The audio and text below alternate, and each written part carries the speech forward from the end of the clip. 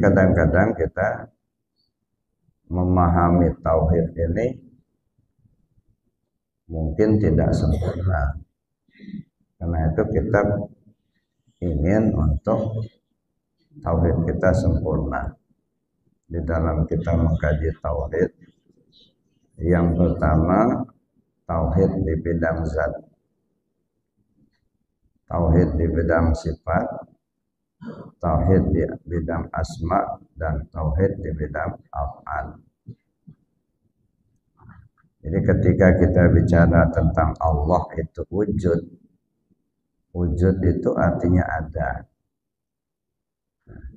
Adanya Allah itu tak terlepas daripada empat ini: zat, sifat, asma, dan af'al.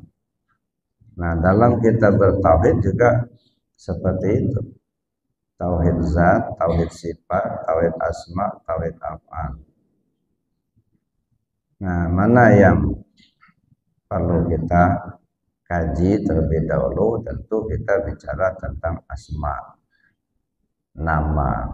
Ya. Jadi asma, sifat, af'al, dan zat gitu ya. Ini nanti akan terpulang kepada tauhid, tauhid zat, tauhid sifat, tauhid asma, dan tauhid af'al. Itu semua terhimpun di dalam kalimat la ilaha illallah. Makanya kalimat la ilaha illallah itu disebut oleh Rasul sebagai kalimat teragung. Afdalu ma qultu ana wan nabiyuna min qabli la ilaha illallah. Kalimat teragung yang kusampaikan dan disampaikan oleh Rasul sebelum aku itu adalah kalimat la ilaha illallah. Itu kalimat yang paling agung. Dan salah satu keagungan kalimat ini dijelaskan juga dalam hadis bahwa kalaupun ditimbang bumi dan langit serta isinya di sebuah piring timbangan, lalu kemudian la ilaha illallah diletakkan di piring timbangan yang sebelahnya, masih jauh lebih berat la ilaha illallah. Itu keagungannya. Dan di samping itu kalimat la ilaha illallah ini juga disebut oleh Allah sebagai benteng. La ilaha illallah hisni. Man qala la ilaha illallah dakhala hisni. Man dakhala hisni amina min azabi. La ilaha illallah itu benteng aku. Siapa orang yang mengucapkan la ilaha illallah berarti dia masuk ke dalam bentengku. Siapa orang yang sudah berada di dalam bentengku, amanlah dia dari siksaanku. Ini luar biasa Bapak Ibu. Ya, jadi benteng. Ya, disebut oleh Allah sebagai benteng. Ya. Dari kalimat la ilaha illallah ini. Tapi kadang-kadang kita lupa untuk memahami isinya. Yang kita tahu baru kalimatnya. La ilaha illallah itu kalimat tauhid. Maka namanya, gelarnya banyak ini. La ilaha illallah itu bisa disebut kalimat tauhid, bisa disebut dengan hisnullah, bisa disebut kalimat taqwa, bisa juga disebut kalimat ikhlas dan lain sebagainya. Ya. Bisa juga disebut kalimat tajdidul iman, ya, pembaharu iman. Nah, karena kata Nabi, jadidu imanakum bikasrati qawli la ilaha illallah. Perbarui iman kalian, kata Nabi kepada para sahabat.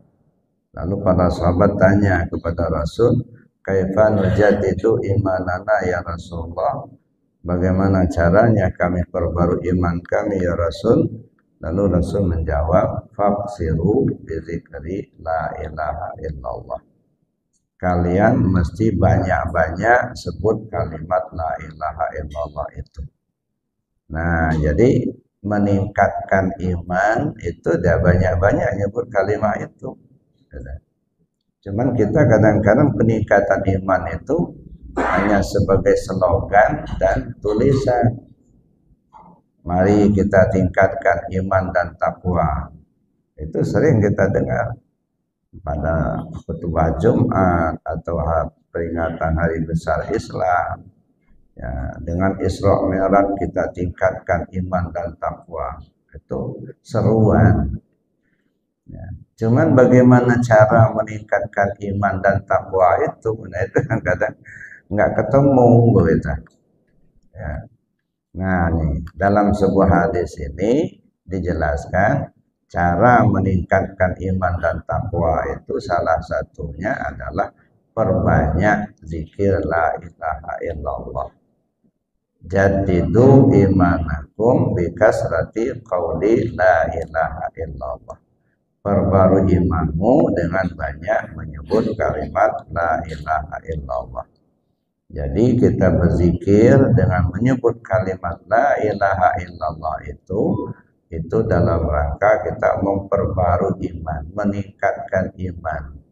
Dan itu perintah Rasul, ajaran Rasulullah. Nah, cuman kadang-kadang kita ini kurang memperhatikan yang satu ini. Ya. Nah, oleh karena itu kita belajar ya memperbanyak atau mengamalkan ajaran Rasul tersebut. Nah, jadi kalau kita memahami zikir kalimat la ilaha illallah ini, itu akan meningkatkan iman kita sendiri. Dalam kalimat la ilaha illallah itu terhimpun di situ ada tahalli dan tajalli. Ya. Tahalli itu artinya pengosongan. Tahalli itu artinya pengisian. Tajalli itu artinya penampakan atau praktek atau pelaksanaan. Jadi dikosongkan dulu, lalu kemudian diisi dengan sifat-sifat yang terpuji.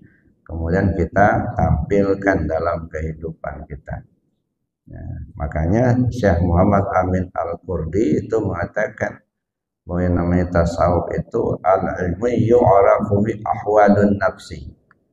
Tasawuf itu adalah suatu pengetahuan untuk mengetahui kelakuan jiwa. Sifat-sifat yang tercela dan sifat-sifat yang terpuji. Ya. Cara-cara untuk menghilangkan sifat-sifat yang tercela itu dan cara-cara untuk mengisinya dengan sifat-sifat yang terpuji, serta untuk menemui Allah dengan cara cepat. Nah, cara cepat itu ibarat berlari katanya.